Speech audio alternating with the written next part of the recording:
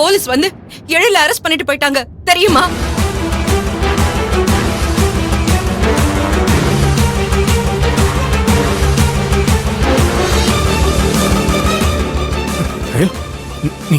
நீ என்ன கையில் சொல்ற? நீ பண்ண தப்புக்கு எழிலுக்கு எதுக்கு தண்டனை? உன்னால இந்த குடும்பத்துக்கு எப்பவுமே உண்மையாவே இருக்க முடியாதுல்ல? நீ திருந்திட்டேன்னு நினைக்கும் போதெல்லாம் நான் இன்னும் மாறவே இல்ல, அப்படியேதான் இருக்கேன்னு நிரூபிக்கிற மாதிரி ஏதோ ஒரு பிரச்சனையை கொடுத்து எங்க எல்லாரோட நிம்மதியை கெடுத்துக்கிட்டே இருப்ப. நீ பொறுப்பானவனா மாறிட்ட, இந்த குடும்பத்தை நல்லபடியா பாத்துப்பேன்னு நான் நம்பினேன் பாரு. என் எண்ணத்தெல்லாம் சுக்கு நூறாக்கிட்ட.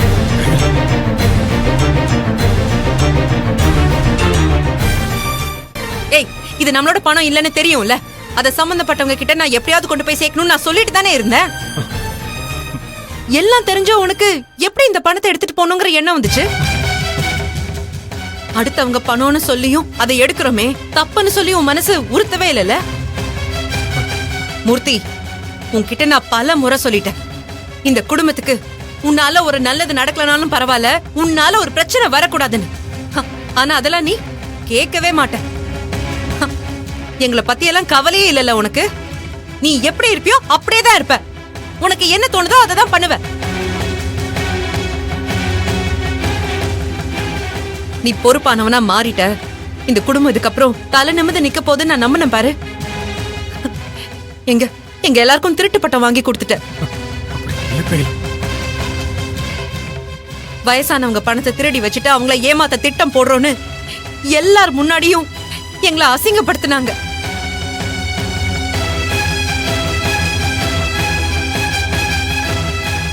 உன்னால வீட்ல இருக்கிறவங்க எல்லாம் அசிங்கப்படணும், அதத்தான் நீ எதிர்பார்க்கறல்ல?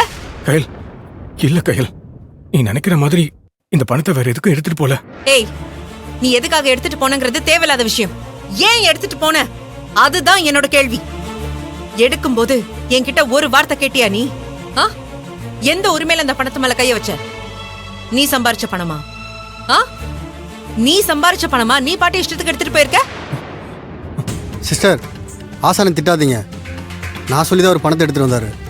என் ஃப்ரெண்டு ஒருத்தர் காய்கறி லோடு வருது, அதில் 10 லட்ச ரூபாய் இன்வெஸ்ட் பண்ணால் கமிஷன் 1 லட்ச ரூபாய் தரதா சொன்னான். நான் தான் ஆசாயிட்ட சொல்லி பணத்தை எடுத்துகிட்டு வாங்க, அதை யூஸ் பண்ணிக்கலான்னு சொன்னேன். அவர் முதல்ல வேணான்னு தான் சொன்னார். நான் தான் எழில்ப்ரோக்கு ட்ராவல்ஸ் ஓகே இந்த பணம் யூஸ் ஆகும்னு சொல்லி இந்த பணத்தை எடுத்துகிட்டு வர சொன்னேன். ஆசா மேலே எந்த தப்பும் இல்லை. நான் கேட்டேனா? எழில் டிராவல்ஸ் வைக்க பணத்தை வாங்கிட்டு வந்து கொடுங்க நான் கேட்டேனா உங்ககிட்ட? எதுக்கு இப்படி உதவி பண்றேன்னு சொல்லி தேவையில்லாத பிரச்சனை உண்டாக்கிட்டு இருக்கீங்க.